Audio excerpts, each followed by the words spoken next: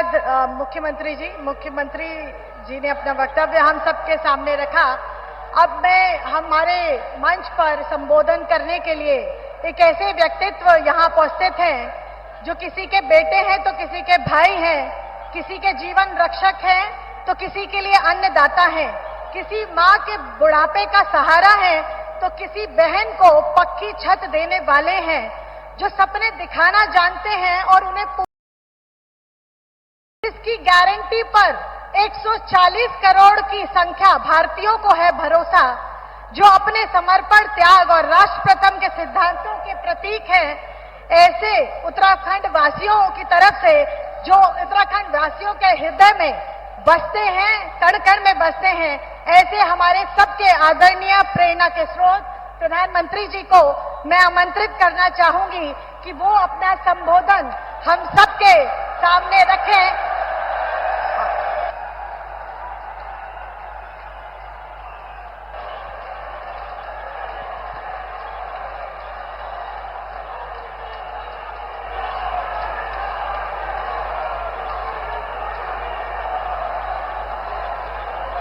भारत माता की, भारत माता की।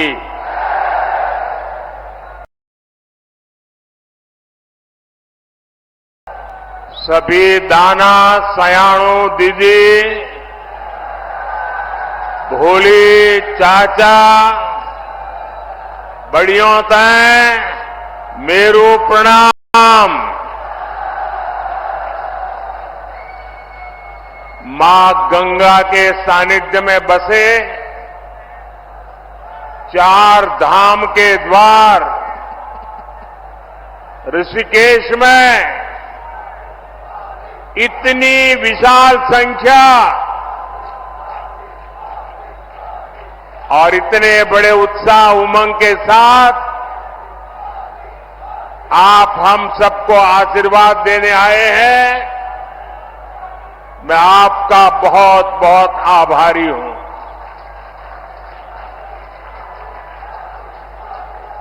मैं उत्तराखंड आता हूं तो आपसे आशीर्वाद मांगने के साथ ही आप सभी परिवारजनों के साथ पुरानी यादें भी ताजा कर लेता हूं।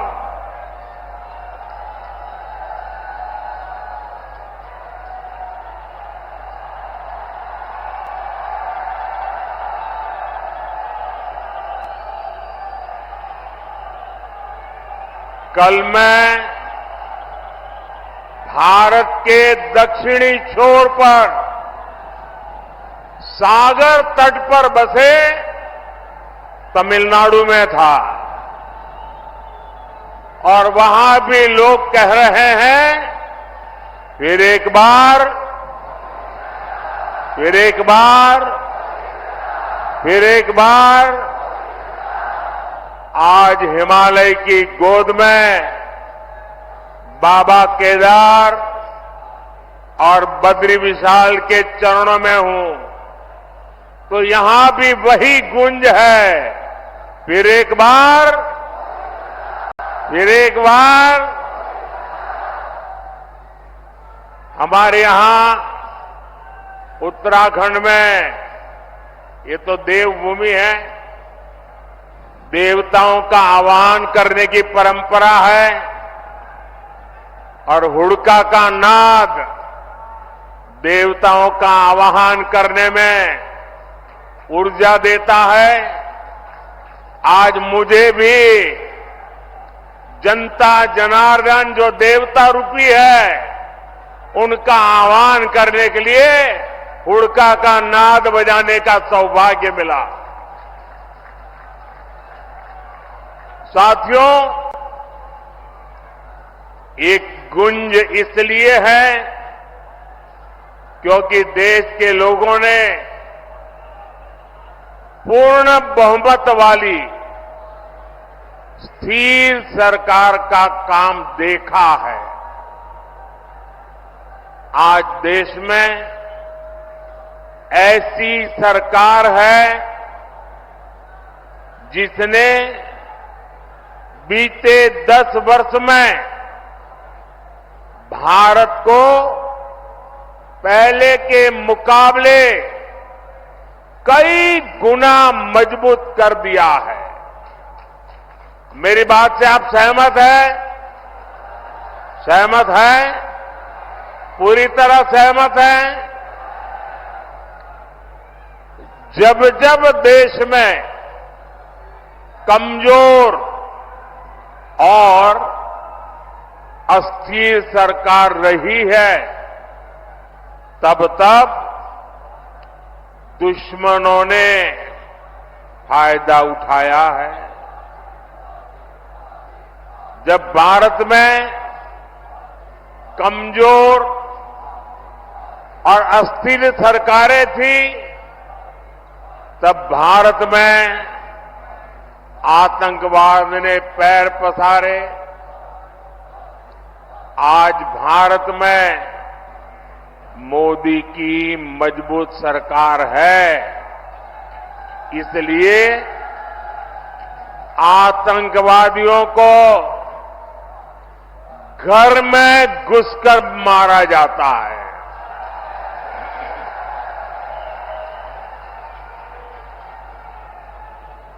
आज भारत में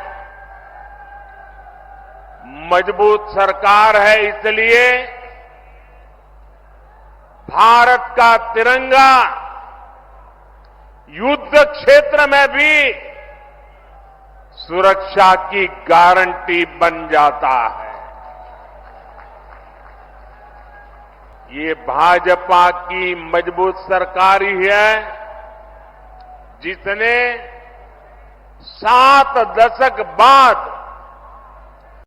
जम्मू कश्मीर से आर्टिकल 370 खत्म करने का साहस किया।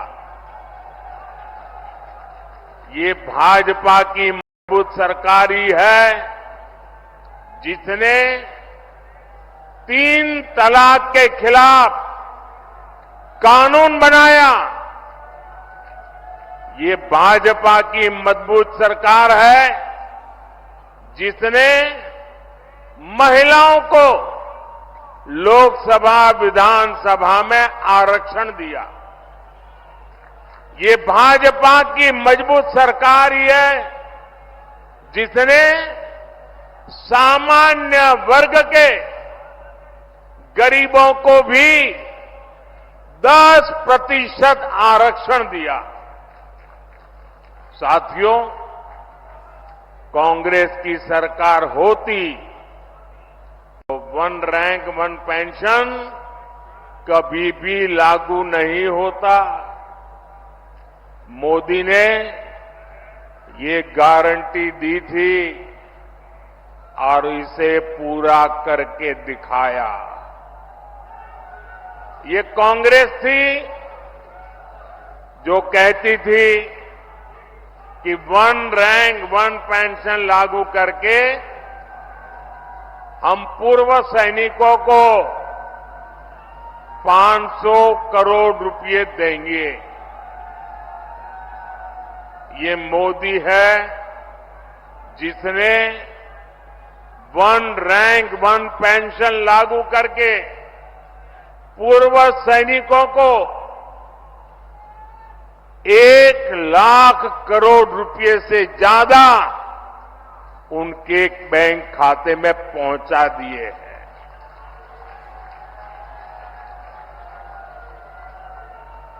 यहां उत्तराखंड में भी 1 रैंक 1 पेंशन के 3,500 करोड़ रुपए से ज्यादा सैनिक परिवारों को मिले हैं। भाइयों और बहनों, कांग्रेस के समय में तो जवानों के पास बुलेट प्रूफ जैकेट तक की कमी थी। दुश्मन की गोली से बचाने के लिए पुख्ता इंतजाम नहीं था। ये भाजपा है जिसने भारत में बनी बुलेट प्रूफ जैकेट अपने सैनिकों को दी, उनके जीवन की रक्षा की। आज आधुनिक राइफल से लेकर लड़ाकू विमान और विमान वाहक पोत तक देश में ही बन रहे हैं। मेरी इधर से कुछ लोगों से प्रार्थना है, उधर कुछ लोगों से प्रार्थना है। देखिए, अब आप आगे आ नहीं सकते।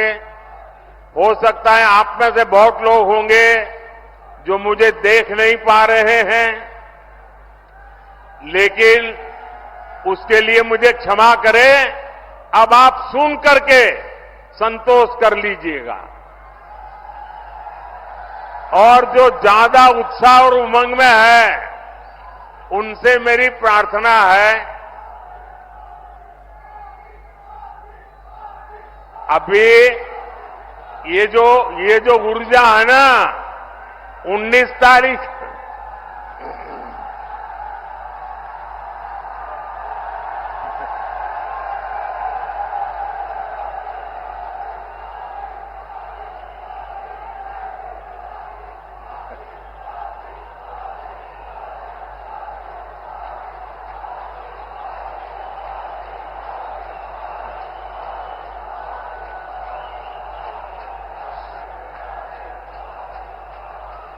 साथियों, ये जो ऊर्जा है ना, वो 19 तारीख तक हमें काम में लगाए रखनी है।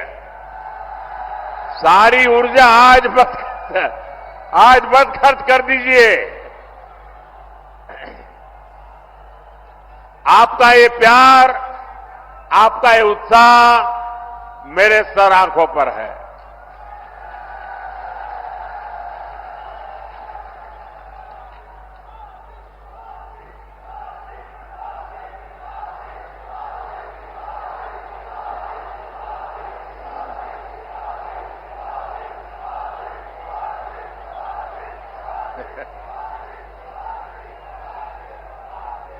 अगर आप इजाजत दें तो मैं बोलना शुरू करूं।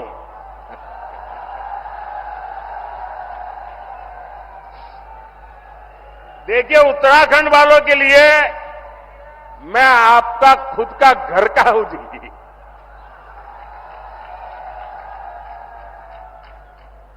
मैं यहां बैठे बैठे सब पुराने चेहरे देख रहा था। दूर से मुंडी हिला करके उनको नमस्ते कर रहा था। आप लोगों से मेरा इतना निकट नाता रहा है दोस्तों, ये मेरा सौभाग्य है, और मैं कभी भी उत्तराखंड के प्यार को जीवन में भूल नहीं सकता हूं जी।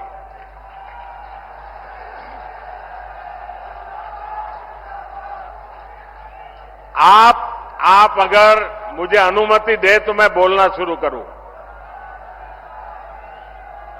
लेकिन फिर आप एकदम से जोश में आ जाते हैं। तो आपकी इजाजत है? इजाजत है मैं बोलना शुरू करूं? कितने अच्छे लोग हैं आप।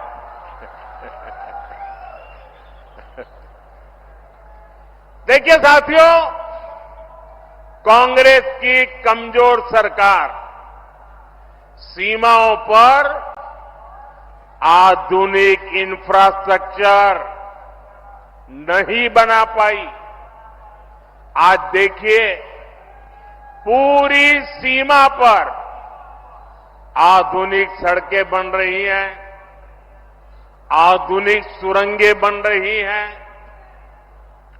साथियों, कुछ साल पहले बाबा केदार के दर्शन के बाद मेरे मुंह से अचानक ही निकला था कि ये दशक उत्तराखंड का दशक है।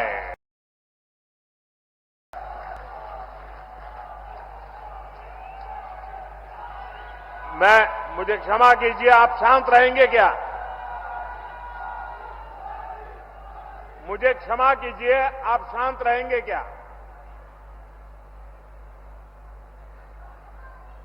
आप कहे तो मैं बोलना शुरू करूं भाई। आपका प्यार, आपका उत्साह मेरे सर आंखों पर, मैंने कहा ना, मैं आपके प्यार को कभी भूल नहीं सकता हूं। लेकिन मैं बोल ही ना पाऊं, इतना उत्साह करोगे तो इतने लोग हैं वो सुन नहीं पाएंगे। मुझे चिंता सबकी है, आपकी भी है। धन्यवाद भैया।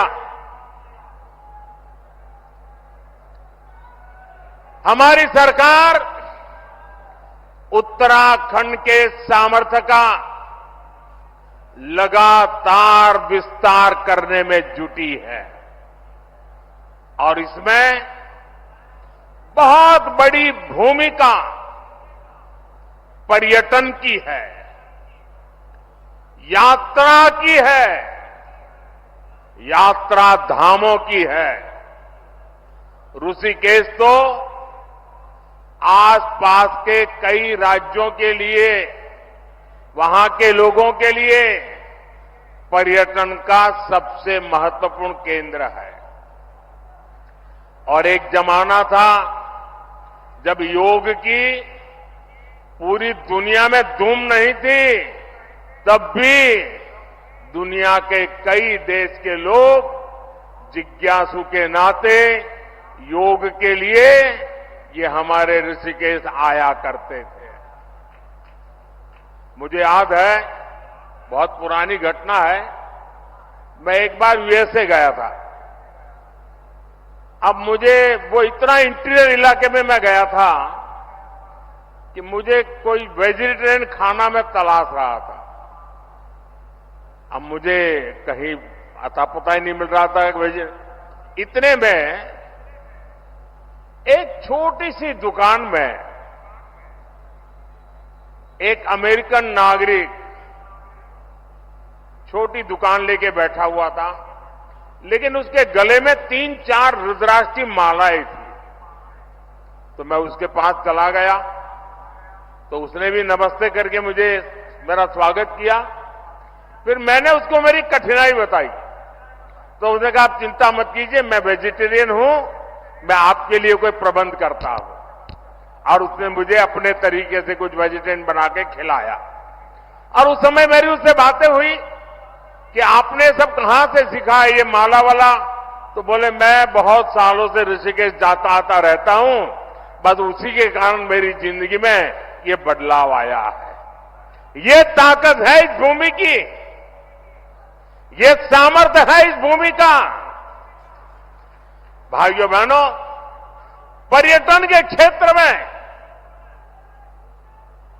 कोई ऐसा एडवेंचर टूरिज्म हो तो हमारा उत्तराखंड है। राफ्टिंग करना हो, युवाओं को यहां है। कैंपिंग करना हो, दिलचस्पी अगर उसमें है तो यहां पर है। या फिर आध्यात्म और योग में रुचि रखने वाले व्यक्ति हो, ऋषिकेश आकर हर कोई आनंद से भर जाता है। भाजपा सरकार उत्तराखंड के पर्यटन को बढ़ावा देकर रोजगार के नए अवसर तैयार कर रही है। इसके लिए हमारा फोकस इस बात पर है कि देश के किसी भी हिस्से से पर्यटकों के लिए उत्तराखंड के कोने कोने तक पहुंचना आसान होना चाहिए। इसलिए हम देवभूमि में रोडवेज, रेलवेज, एयरवेज की लगातार सुविधा बढ़ाते जा रहे हैं। यहां ऋषिकेश कर्णप्रयाग रेलवे लाइन पर तेजी से काम चल रहा है। दिल्ली से देहरादून की दूरी भी सिमट रही है। उत्तराखंड के जिन सीमावर्ती गांवों को कांग्रेस अंतिम गांव कहती थी, भाजपा उन्हें देश का पहला गांव मानकर विकास कर रही है। आपने देखा होगा, मानस खंड के तीर्थ स्थानों जैसे आदि कैलाश, ओम पर्वत दर्शन के लिए हेलीकॉप्टर सेवाएं शुरू हो गई है। यमुनोत्री, केदारनाथ और हेमकुंड साहब में रोपवे बनने से बहुत सुविधा हो जाएगी। सड़क के रास्ते जो दूरी तय करने में कई कई घंटे लगते थे, उसे कुछ ही समय में पूरा कर लिया जाएगा। 4 धाम परियोजना के तहत केदारनाथ, बद्रीनाथ, गंगोत्री और यमुनोत्री को लगभग 900 किलोमीटर लंबे हाईवे से जोड़ा जा रहा है। इन सब प्रयासों से श्रद्धालुओं को उत्तराखंड पहुंचने में काफी आसानी हो जाएगी। ये इसलिए हो रहा क्योंकि भाजपा की नीयत सही है, और जब नीयत सही होती है तो नतीजे भी सही मिलते हैं। साथियों, 2027 तक केदारनाथ में 1 साल के भीतर करीब 5 लाख श्रद्धालुओं को पहुंचने का रिकॉर्ड था। पिछले वर्ष करीब 20 लाख यात्री केदारनाथ के दर्शन के लिए आए। अगर पूरी 4 धाम यात्रा की बात करें तो पिछले वर्ष 55 लाख से ज्यादा श्रद्धालुओं ने उत्तराखंड की यात्रा की। पिछले वर्ष ही मैंने मानस खंड में आदि कैलाश और ओम पर्वत की यात्रा की थी। लोगों को हिमालय में स्थित ऐसी अलौकिक जगह को देखने का अवसर मिला, तब वहां भी सैकड़ों यात्री पहुंचने लगे हैं। पर्यटन का ये विस्तार सिर्फ एक सेक्टर का विस्तार नहीं है। पर्यटन बढ़ने का मतलब है रोजगार के ज्यादा से ज्यादा अवसर। साथियों, उत्तराखंड में हो रहे इस विकास ने अब पलायन की खबरों को बीते दिन की बात बता दिया है। अब उत्तराखंड के स्टार्टअप की खबरें आती हैं। उत्तराखंड के नौजवानों ने 1000 से अधिक स्टार्टअप रजिस्टर किए हैं।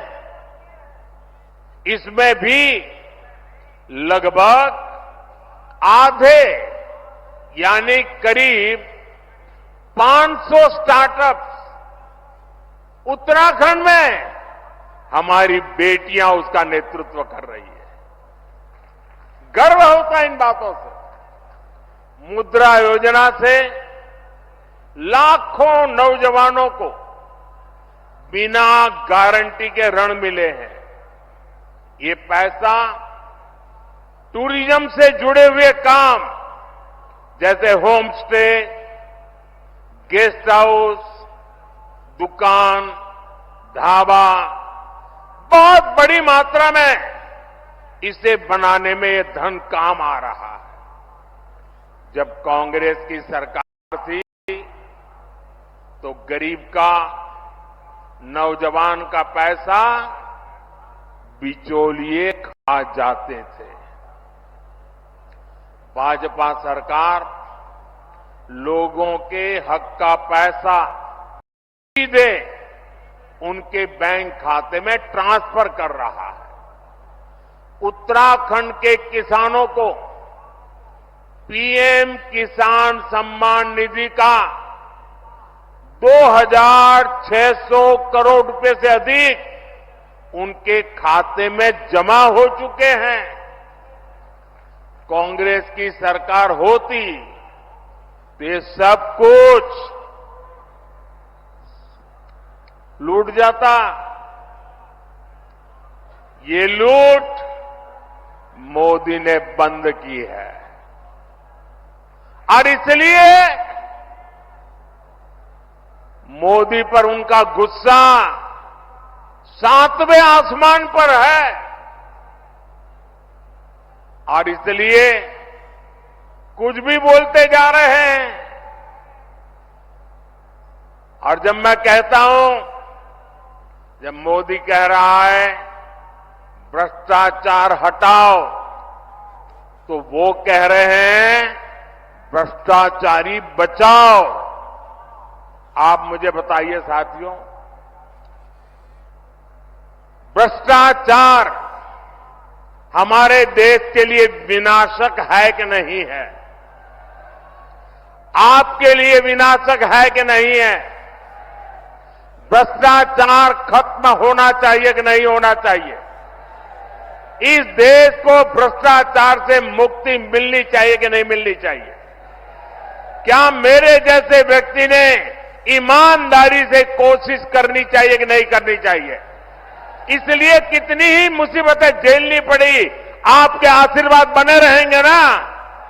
आपके आशीर्वाद बने रहेंगे ना? ये आपके आशीर्वाद है कि मैं इतनी बड़ी लड़ाई लड़ रहा हूं।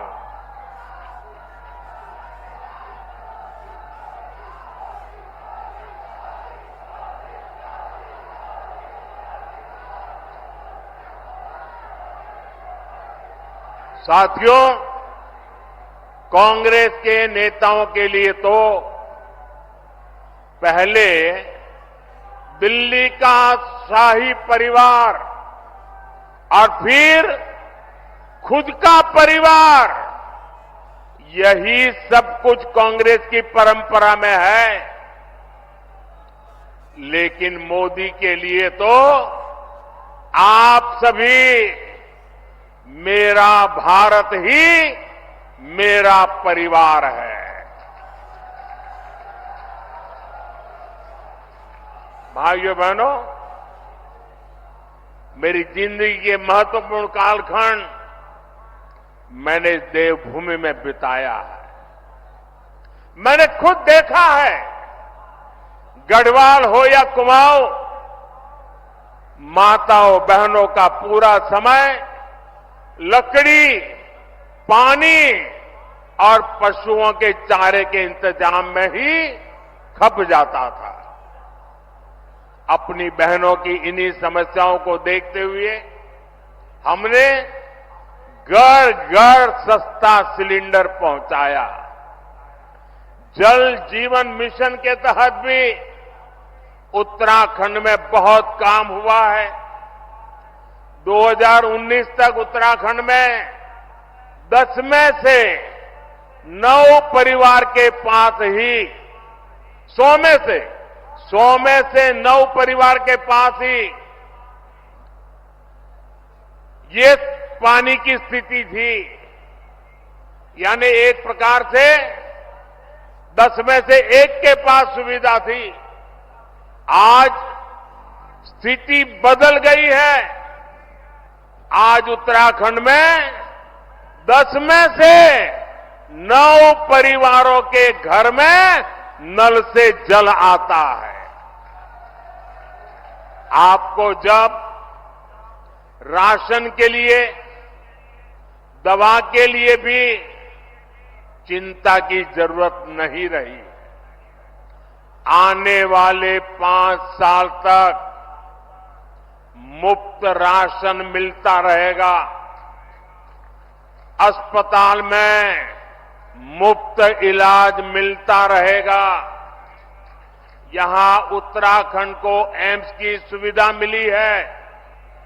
गांव-गांव अच्छे अस्पताल, आयुष्मान आरोग्य मंदिर बन रहे हैं।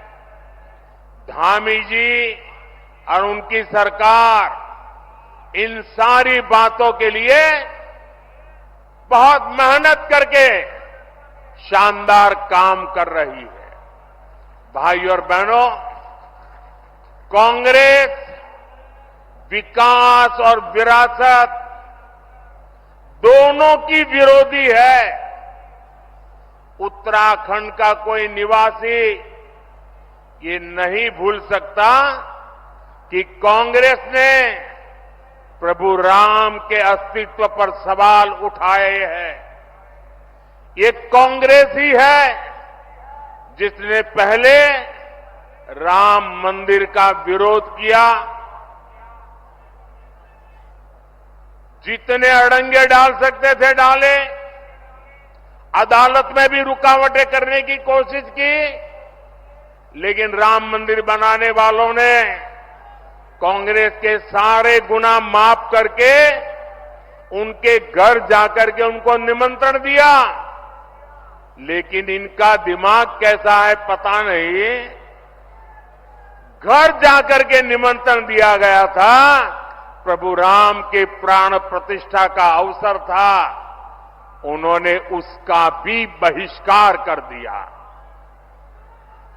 और अब तो कांग्रेस ने प्रण लिया है, सार्वजनिक रूप से घोषणा की है कि हिंदू धर्म में जो शक्ति है उसका विनाश करेंगे।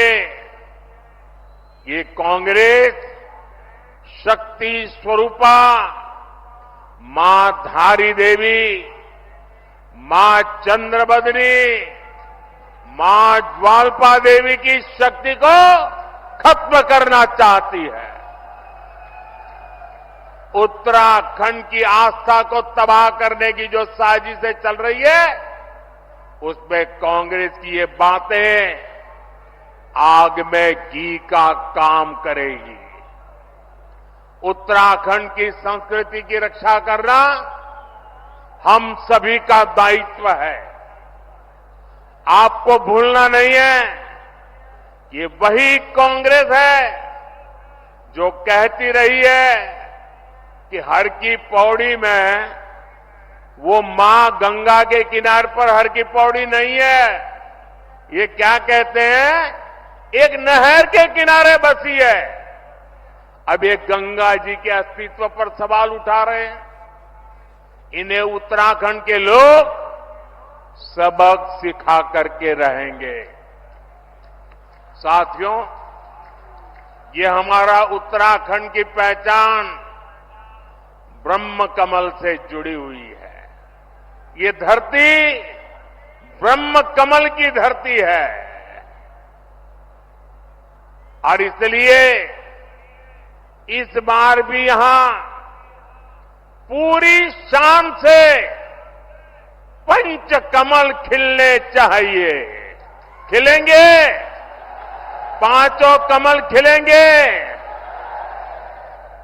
और भाइयों बहनों, ये पांचों कमल इसलिए खिलाने हैं क्योंकि हम विकसित भारत का संकल्प लेके चले हैं। और विकसित भारत के संकल्प के लिए विकसित उत्तराखंड, ये हमारी प्राथमिकता है। और भाइयों बहनों, इस काम के लिए मेरा पल पल आपके नाम है। मेरा पल पल देश के नाम है। और मेरी गारंटी है 24/7 फॉर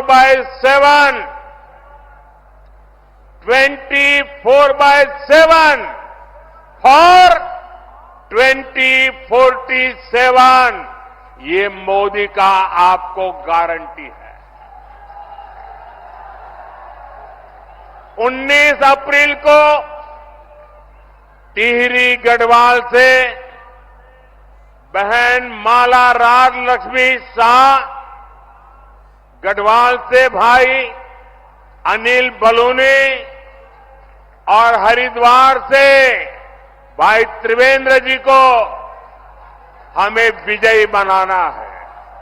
लेकिन मेरी अपेक्षा ज्यादा है। इस चुनाव में मेरी यही चुनौती है आपको, पुराने सारे रिकॉर्ड तोड़ने हैं, हर पोलिंग बूथ को जीतना है। जीतोगे? अपना पोलिंग बूथ जीतोगे? अच्छा, चुनाव का काम तो करोगे ही करोगे, मेरा काम करोगे? जरा बताइए ना, करोगे? मेरा काम है पर्सनल, चुनाव वाला काम नहीं है। करोगे? ये मोदी का काम है, करोगे? देखिए, हमारे यहां देवताओं का महिमा होता है और ये नवरात्रि का पर्व चल रहा है। रामनवमी भी आने वाली है। मेरा एक काम करोगे? गांव गांव जाकर के सभी देवताओं के सामने मेरी तरफ से माथा नमा करके प्रणाम करना है। करोगे? दूसरा काम, घर घर जाना है और हर घर जाकर के सभी बड़े बुजुर्गों को कहना है कि मोदी जी ऋषिकेश आए थे और मोदी जी ने आपको प्रणाम भेजा है, राम राम कहा है। ये मेरा राम राम पहुंचाओगे? मेरा प्रणाम पहुंचाओगे? जब घर घर जाकर के माता बहनों आशीर्वाद देंगे और वो आशीर्वाद मेरे लिए ऊर्जा है। मां भारती की सेवा की वो आशीर्वाद आपके लिए जीने की, आपके लिए जूझने की, आपके लिए जीवन खपाने की बहुत बड़ी प्रेरणा है। और इसलिए घर घर जाकर जरूर बताइए, मोदी ऋषिकेश आए थे और आपको राम राम कहा। कहोगे? कहोगे? अपने मोबाइल की फ्लैश लाइट चालू करके इस बात को आप जरा अनुमोदन दीजिए। हर एक के मोबाइल की फ्लैश लाइट चालू कीजिए। हर किसी के मोबाइल की फ्लैश लाइट चालू कीजिए। हर किसी के मोबाइल की फ्लैश लाइट चालू कीजिए। आप सब घर घर जाएंगे, मेरा राम राम पहुंचाएंगे। 19 तारीख को गर्मी कितनी क्यों न मतदान कराएंगे, हर बूथ को जीतेंगे। बोलिए भारत माता की, भारत माता की। बहुत बहुत धन्यवाद।